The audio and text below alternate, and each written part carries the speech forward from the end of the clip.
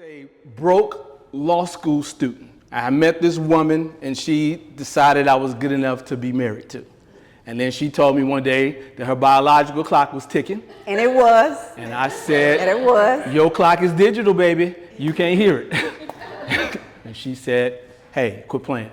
So we found out we're pregnant. She's pregnant. She and I have had lots of challenges as children. You may be familiar with the Center for Disease Control. They have this list of things called ACEs, Adverse Childhood Experiences. There are 10 things that are on the list. I'm a survivor of 8 of those. If you live in a home where someone has been abused drugs and alcohol, abused a spouse, abused a child, been incarcerated, etc.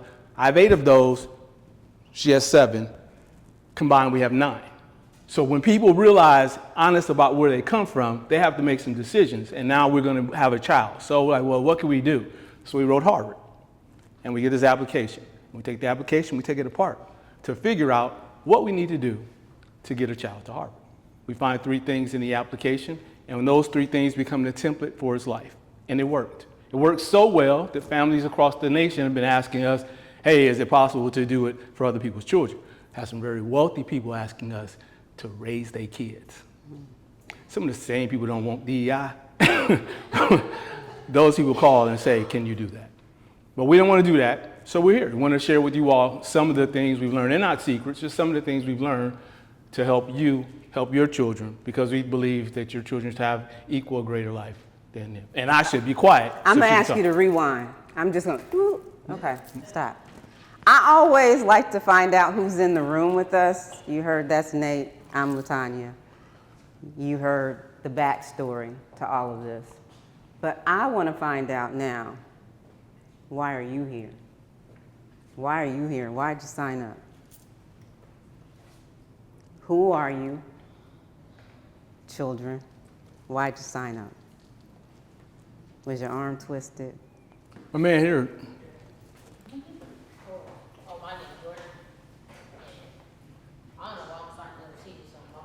There you go. Thank you for the truth. Thank you. Who was your mom? Right okay, here. Cool. You didn't see him point to her? Well, I didn't see that at first. That's why I asked. What, 5 years, 6 years? You'll be leaving your mama's house? Is that right? Well, what do you want to happen when you leave? Where? No. We're going to talk about that. Not just anywhere. You don't want to just go anywhere. Where would you like to go to college, and what would you like to get a degree in? Well, I really want to go to Alabama so I can play football there. I got hard to say this one. To University of Alabama?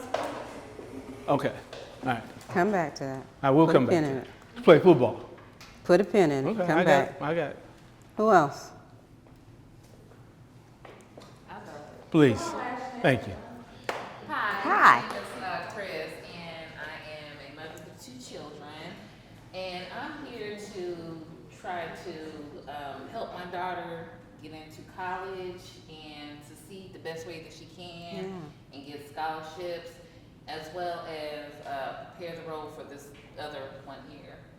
So that's why I'm here. Thank you.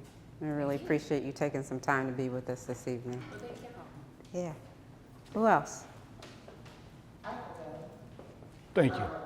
My name is William. I am here on behalf of my daughter, Anaya. She's 17. I'm here more for moral support. She registered. She told me about the program. She's just not speaking it for me. Wow. Mother has not a problem speaking. So she wants to attend college. She's interested in finding out more things. Thank you. It's okay. You can speak whenever you want to. Okay. Okay. So we had somebody from this table, that table, that table. Nobody from this table, this table. I'm, Oh, you over I'm there. coming I over got you, here. I got you. Hey, I'm Kivana Sargent. This is my son, Kivana Johnson. Actually, I registered him because I registered for any opportunity. You registered like I registered something. I didn't want to talk. I just didn't want to say it. But any opportunity that comes, I literally go ahead. Let's just do it. If he brings something to me, it doesn't matter. As the parent over there said, just to get them ready for college, testing, preparation. We took a CLD course. I just want great things for him. He's my only son. I have 3 daughters, and he's my oldest. So I just want him to pave the way. I feel like if he gets the tools and resources, he can help my daughters as well. So hopefully this just helps him preparing while he's in high school and for college as well. What year are you in high school? I'm a sophomore. Okay. And where do you go to school? Okay. Okay. We're going to uncover some truth. No, we got one I more know, question. but I Okay. just want to say this. We're going to uncover some truths tonight because as parents, we tend to think that our children are prepared. Our children are prepared. But are they really? Are they really? And it's not just prepared for college, it's prepared for life. What's academic success? I don't know. What is academic wanna help? success? Do you really know what it is, what it looks like, what it feels like? I think. Come on. Yeah. Just share with me whatever it is that's coming to mind. I think what it means Oh, is that's the like one. Go. on the path to being Cool. on Yeah, the this one. path to like doing what you thought like you can do but you couldn't really do. Like when you were a kid, just dream you couldn't do it but you did it. Like being a smart kid, trying not to get in trouble. You said trying not to get in trouble. So that must mean that sometimes you kind of get in trouble, right? Okay, that's okay. Anybody else? What is academic success?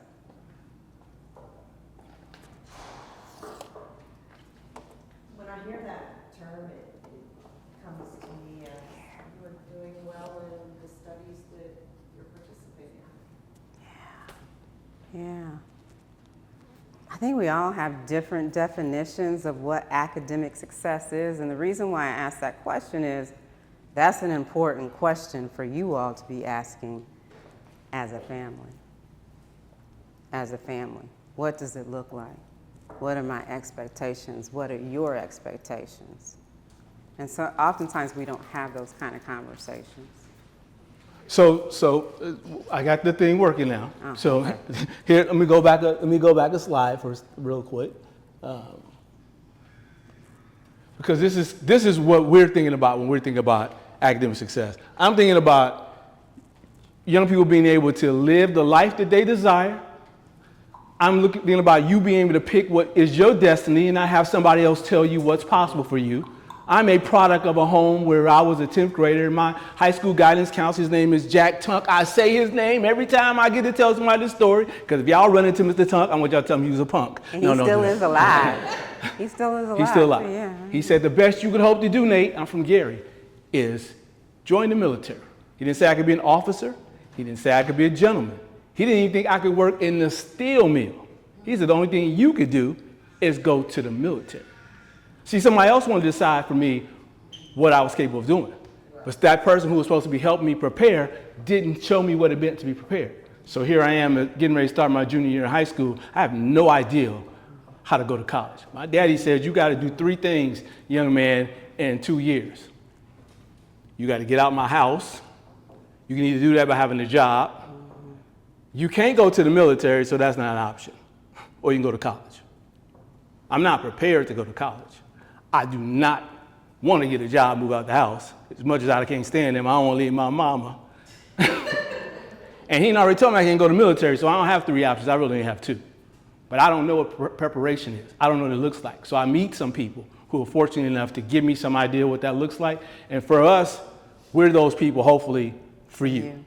So you'll understand what it means. Because what I thought it meant, it's not what it meant. And what I find most of the time, what we think it means, it's not what it means. So I don't want you to go to school like I didn't have drama and debt. My mama dropped me off at Butler, and I cried like a baby for the first 4 days. Because I'll be honest, I never seen that many white people in my life, because I'm from Gary, and I'm a black people.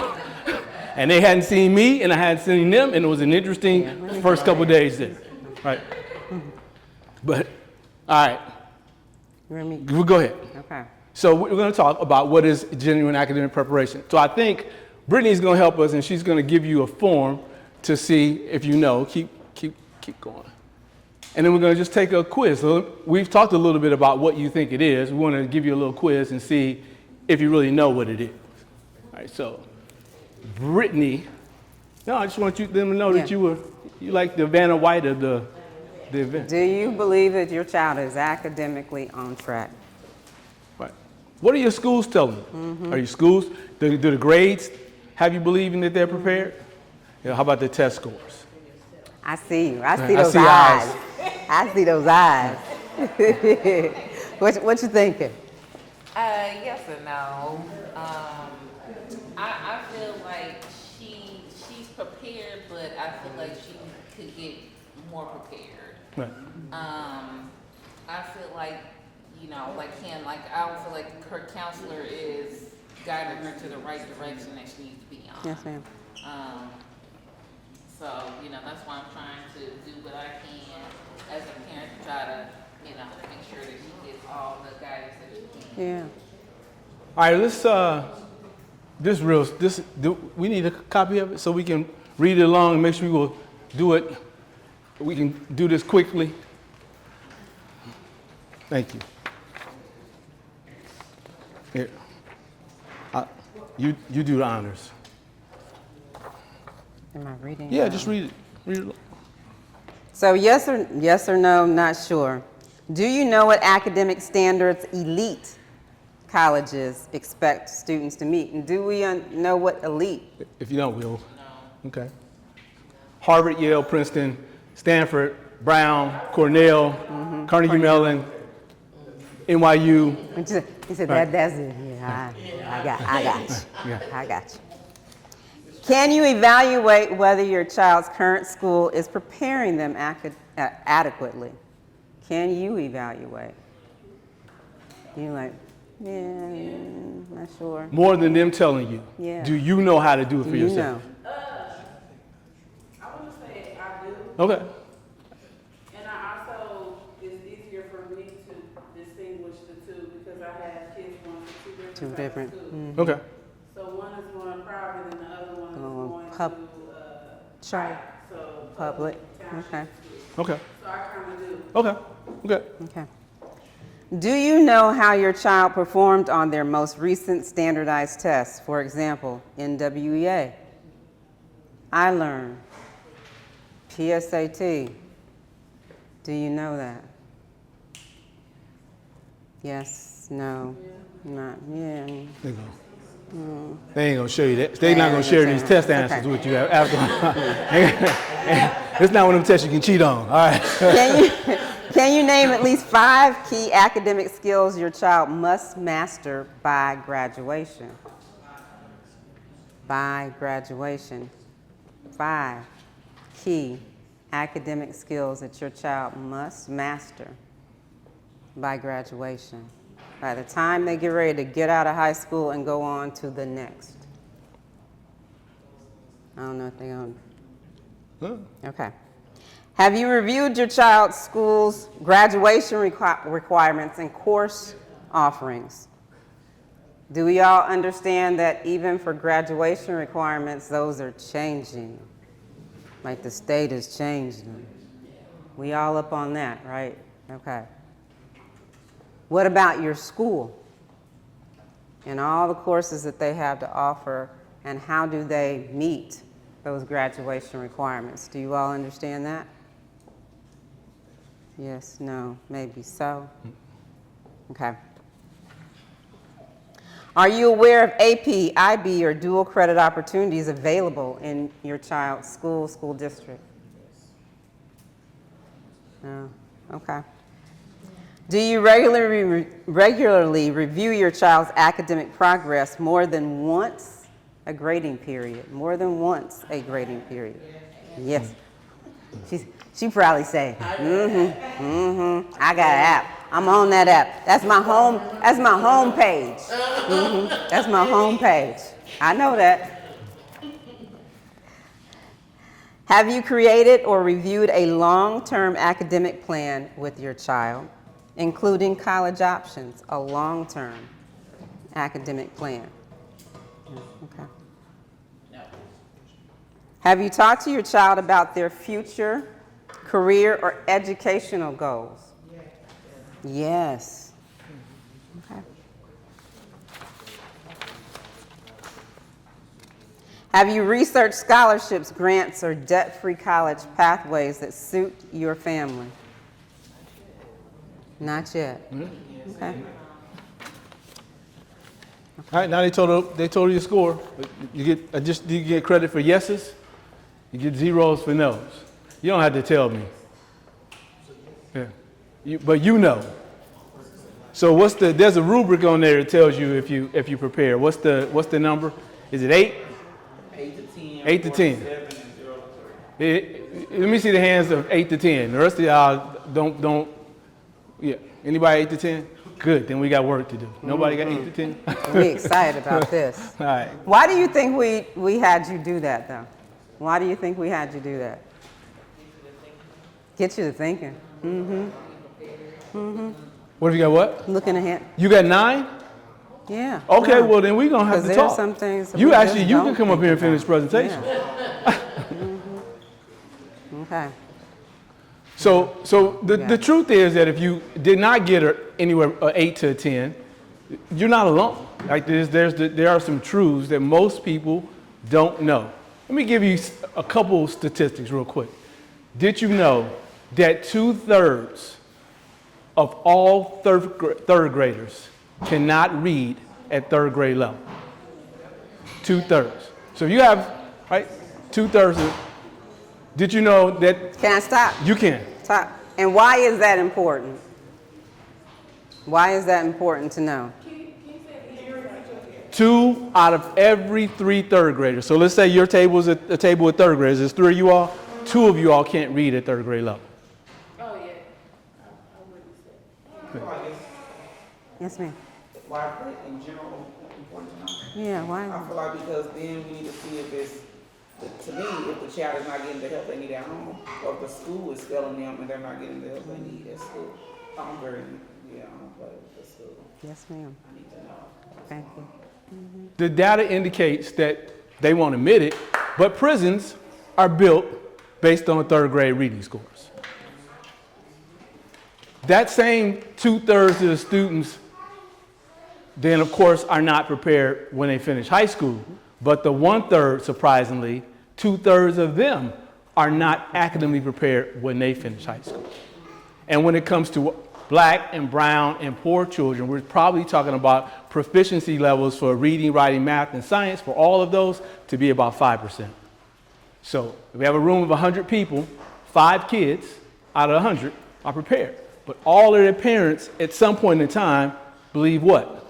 They're prepared. They're prepared, Yeah. right? And so that's what we want to address. We don't want you to be surprised at the end, or surprised anyway. So most local schools do not meet global standards. Why is that important? We keep hearing about the standards here, but why is it important for us to know about the standards across the nation, across the globe? Our kids are competing. There you go. There you go. And Our- jobs determine whether or not they keep companies here off of the quality of graduates. Yes. What the education looks like. Yes. Yep. Yeah. Yep. Preach. Come on, you can take my place. Exactly. Exactly. That's good stuff. Did you all hear what she said? Like, these things, they matter. It also matters when we start talking about where's the money for scholarships, right? Because if our children are not competing with the kids on a global level, guess what's going to happen when it comes time for scholarships? We're not going to have them, right? And because we've had some political changes, the things that we used to be able to rely on, those things are not going to be available. So we can't compete. We're going to have real difficult changes, real difficult times, right? 15% or fewer students are proficiency in the core subjects. 15%. What are the core subjects? You were there. English, math, science. Right. So you spend 12 years in the school system to finish, and 85% of the people are not prepared. But again, people thought they were prepared along the way. And let me back up to a little known fact. We introduced ourselves, but we didn't really introduce ourselves. My background, I'm an educator. I've been in education for over 20 years. I was a former high school English teacher, school counselor, assistant principal, principal. I've had the opportunity to be in all of the school environments, traditional public, charter, private, parochial. And so even for me, as an educator, and we can have some contentious conversations at home, there were some things that I didn't even want to hear and accept, because he comes at it from a different lens than I do. So I didn't tell you. I mentioned that I go to law school, so I am a trained lawyer.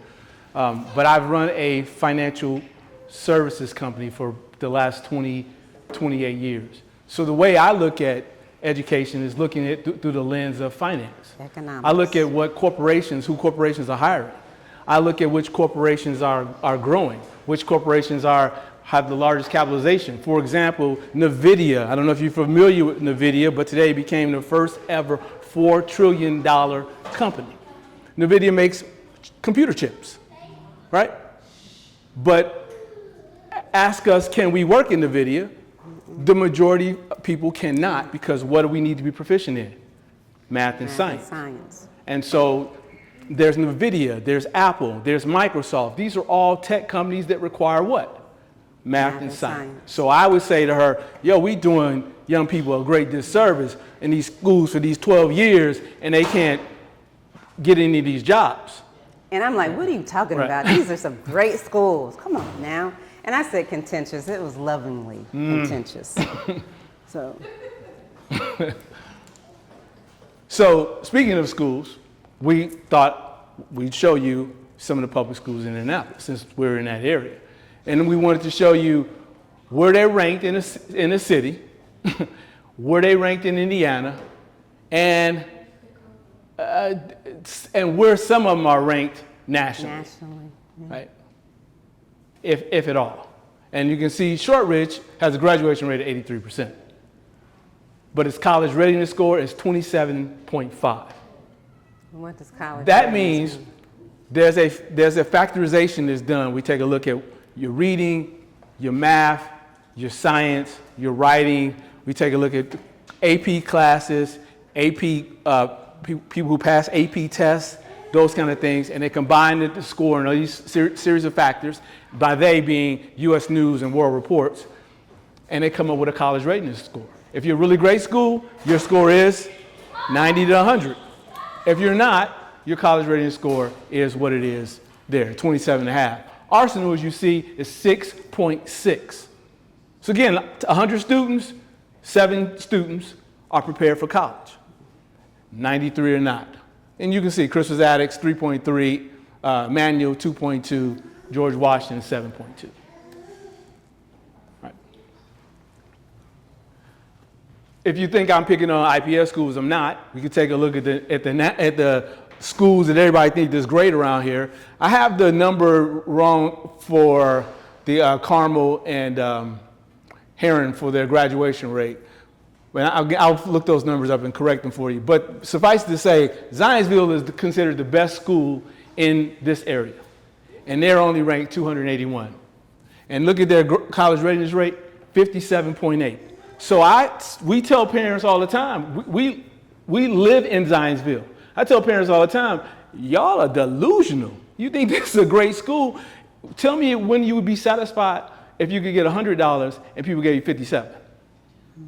Nobody's satisfied with that. And so you can see Heron 64, Carmel 55, Speedway 56, Fisher's 40. You said those were wrong. No, not the college readiness score, not the graduation rate. All their graduation rates are above 95%, but Fisher's 48.5.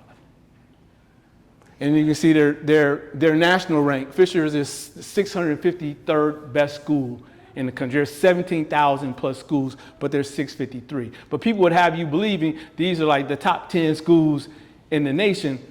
They are not. And even the college graduation rates are a little deceiving. High school graduation. High school graduation rates are a little deceiving. Because if you know anything about how it's calculated, there are some students who receive a completion or they receive waivers in order to graduate. That's calculated in here. And if you're receiving a waiver to graduate, then what does that mean? Are you truly prepared? No.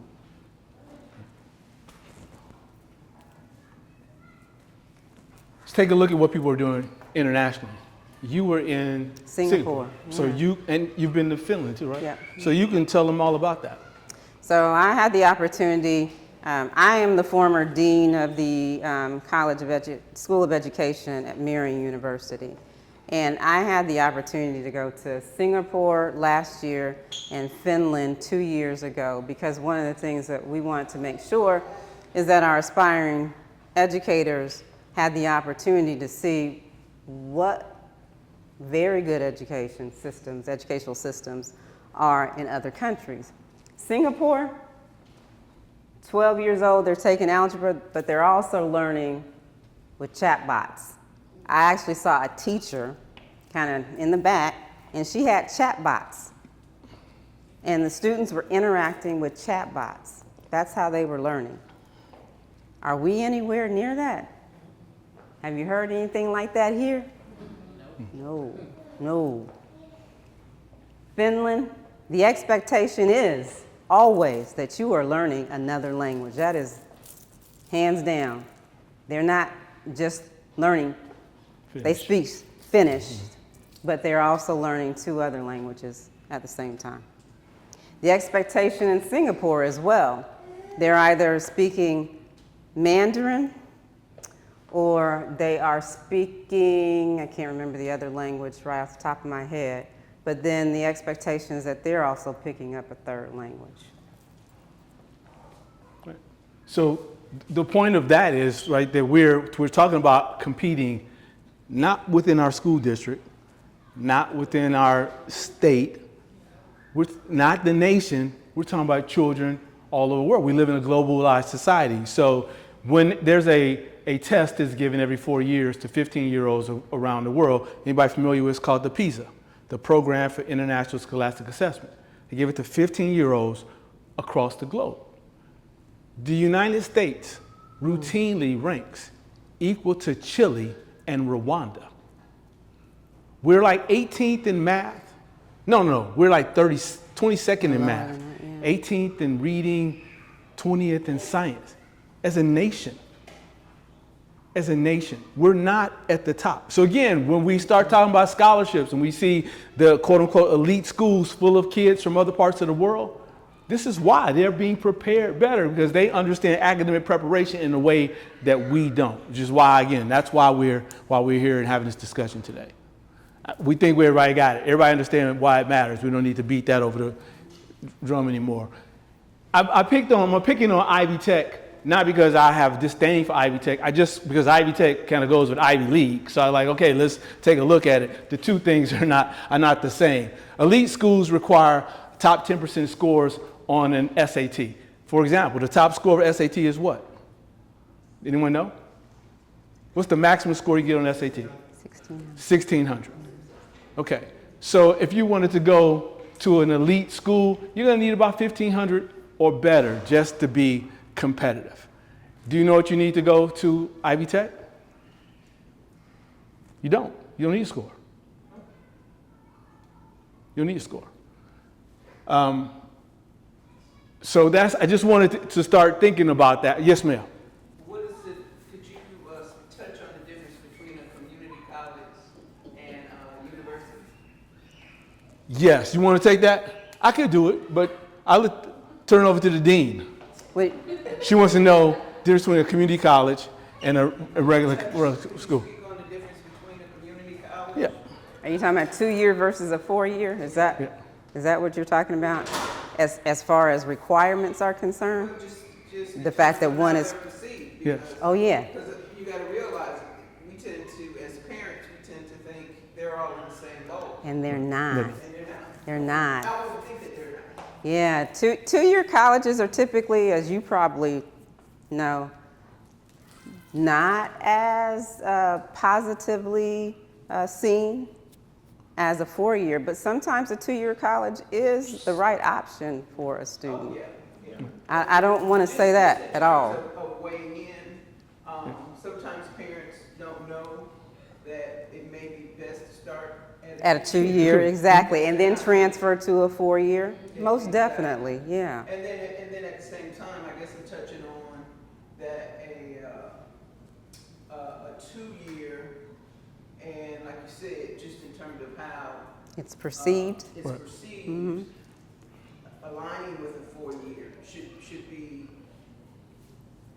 it should be a part of the package. Yeah, and even, And not just say, Yeah. do 2 years and you're good. no, yeah, most definitely. Even if the 2-year route is the best option at that particular time, it's really important as a family for you to understand whatever 4-year you want to transfer to, whether or not those two are going to line up. Those credits that they're receiving at that 2-year are going to line up with this 4-year. Most universities in the state of Indiana are a part of the, there's an articulation, yeah, thank you. And most, not all privates though. So if you're talking about a private, you really need to dig deep with the private to make sure that those credits are going to transfer. All state universities do participate in that. So, I want to make sure that I clarify my position, because I don't want you to think that I'm against a community college, because I'm not. There's some data that suggests that we only, like, less than 10% of us who start there finish. So there's that. But the larger point is, if that's the route you take, that's wonderful, but have a plan and understand what being prepared is. Because oftentimes we choose that because we weren't prepared. And if you're not prepared, it's not going to make a difference if you show up there. Like the data doesn't suggest that you're going to succeed there, because there was no plan, there was no preparation to begin with. But if you're saying, hey, I'm going to go there, I'm going to take these particular courses, and I have a pathway to this 4-year school, absolutely, I get it. But if you're saying, I'm just going to do that because my mom didn't want me to go to school and I didn't do well enough in high school, so here's where I'm going to go, that one's going to be a tough one. Right? You might find yourself better off if you could get into a 4-year school, because you're going to be around a different, birds of a feather. You're going to be around a different group of people who are here for a particular purpose, as opposed to, I just went somewhere because my parents wanted me to be here. Does that make sense? Yeah. And you've seen that in terms of what it's going to cost you. What we're trying to eliminate is the cost of college debt. Does anyone have any idea what the average amount of debt that a student leaves college with these days? Take a guess. Yeah, just take a guess. She want to say something? You want to say something? You said 80. All right, I feel like I'm at a game show. All right. Let's see who's get the right number. What? $500,000 over 100. There are some people who ended up with that kind of debt when they finished school. You might raise your hand. Yes. Yeah. Anybody else got a guess? About 50 years. It's close to that. Yeah, it's close. On average, it's close to that. Most students, takes them how long to finish? 6 years. 6 years. That is the average now, 6 years. And it's creeping up to 7. So what does that mean if it takes you 7 years to go to school? More debt. Right, more debt. Right. But there are certain schools that don't have 6-year and 7-year graduation rates the way that other schools do. There are certain schools that 4 years they're getting you out of there. Right? And those are schools we'll talk about a little bit later. And again, that's the burden, walking around with the debt from going to school. If you have debt of $50,000 and you have a student loan payment, anybody have any idea how much that payment is going to be? Anybody? $600? $700? You want to? Yeah. So now you got a $700 student loan payment, which means $700 student loan payment, you have to make about $1,000. in gross income to pay the net income that you get to pay the student loan. So your first $1,000 every month went to pay your student loan.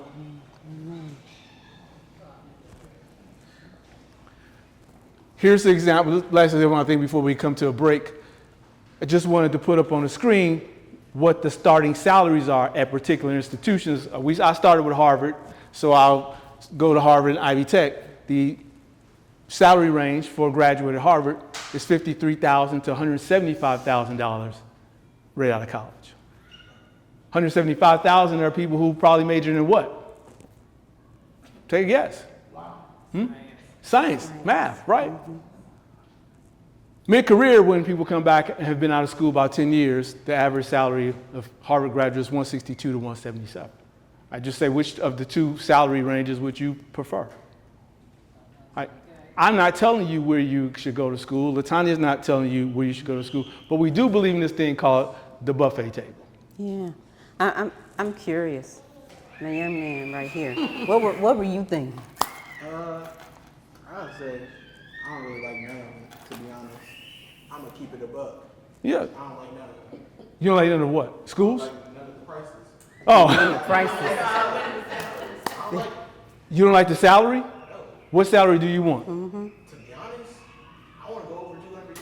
Like, I'm just going to keep it a buck. Do you know where? Okay, that's cool. I'm with it. I want you to go over 200K too, so I can help you manage your money. But Those don't fit my goals right now. okay, so what would you do to earn $200,000 today? Do you know what $200,000 would put you on the scale of most people in America? What percentage of an American would you be with a $200,000 salary? I don't know that percent, but I'm just going to work hard to try to get to there before 10 years. No, yeah, right. So these are average. So there are plenty of people who are significantly way above above it. and way Yeah. below. I'm going to be above average. That's my goal. What's the percentage? Of what of people that make over $200,000? About 5%. 5%? Yes. The majority of Americans make less than $200,000. The majority of Americans make less than $50,000. Prior to the pandemic, the average net worth of an African American family was, you ready? $1,700. $1,700. So I hear what you're saying, but I would ask you, what is your plan? To tell me that you want to do something without a plan is not actionable. What is your plan? What degree would you get? What job would you have? What business would you run that someone would pay you $200,000? I'm not telling you it can't be done, but I'm real with you. As I would have the same conversation with my son or any young man that I would talk to. It is aspirational, but a dream without a plan is a waste of time. So how, sir, are you going to get the $200,000? I guess I got to start planning. How old are you? I'm 17. So when would the plan begin? Because I would tell you, you're late. When does the plan begin? I see his mama shaking her head. I'm just going to tell you real. If y'all don't like it, I'm sorry. It's just this is how I talk to my son and every young man that I know. This is the GI. I'm from GI with nothing. So the salary you talking about, I make that. What's your plan? To tell me you're going to make the same quality of money that I made means you need to have a plan. I'm curious how you're going to do it. I know what it took me and everybody who looked like me to do it. What's your plan? Because I want to see you succeed. You're 17, not 7, not 12. It's time for you to figure out what you're going to do. How are you going to make that a reality? And you don't have to answer it now, because I don't mean to put you on the spot. We can talk about that at some other point. But anybody who is telling me about what you want to do without a plan is not really trying to get to have the kind of freedom you say you want to have. Your ancestors fought on a North Star. Where's your North Star? Yes, ma'am. Can you repeat that again? You said a dream without a plan is what? A waste of time. Foolishness, hot air, pick whatever word you want to put. Right? Not actionable. Dreams are beautiful, but how do you fuel a dream? Yes, ma'am.